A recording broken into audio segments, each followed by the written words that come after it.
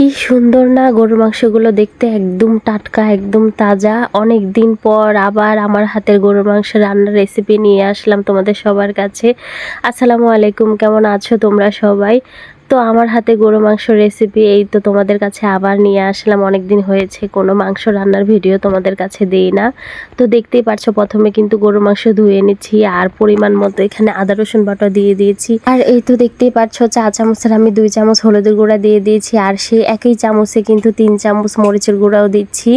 আর এখানে মাংসের পরিমাণটা বলে রাখি, এখানে কিন্তু প্রায় 3.5 কেজির মতো গোস্ত আছে। তো ওই অনুযায়ী কিন্তু আমি এখানে সমস্ত মশলাগুলো দিচ্ছিলাম। আর আমাদের পরিবারে সবাই ঝাল খায় একটু বেশি, তো মরিচের গুঁড়া পরিমাণও একটু বেশি দিয়েছি, আর সাথে কিন্তু কাঁচামরিচও কয়েকটা কেটে দিয়েছি। তো দেখতে পাচ্ছ পরিমাণ মতো কিন্তু তেলও দিয়ে এই তো হাত দিয়ে মেখে দিচ্ছি। তবে জানো, এই হাত দিয়ে মাখা গরুর মাংসটা কিন্তু খেতে অনেক মজা হয়। এভাবে মশলাগুলো সব দিয়ে হাত দিয়ে মেখে রান্না করে তোমরা দেখো, ইনশাল্লাহ আমি সত্যি বলছি, গরুর মাংস খেতে কিন্তু খুব মজা লাগে এভাবে। আর এই তো মশলাগুলো মেখে হাত ধুয়ে যে পানিটা মাংসের মধ্যে দিলাম, সবার কাছে শুনেছি, বিশেষ করে মুরব্বীদের কাছে, এভাবে নাকি মাংসের স্বাদ আরও বেড়ে যায় হাত ধোয়া পানিটা দিলে।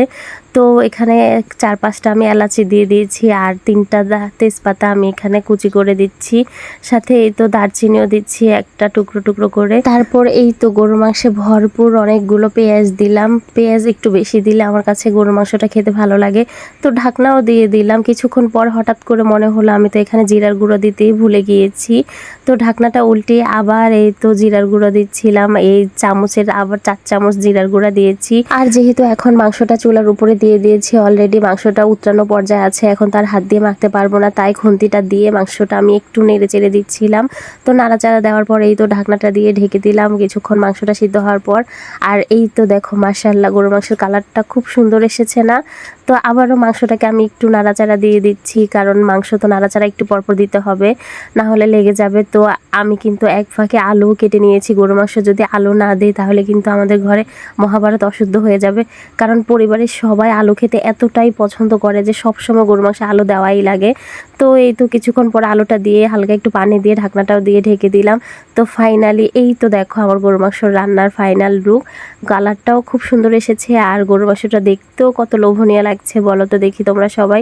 তো গরুর মাংস যেহেতু রান্না করছি, সালাদ কি কাটবো না? অবশ্যই কাটবো, তাই সালাদও কেটে নিচ্ছি।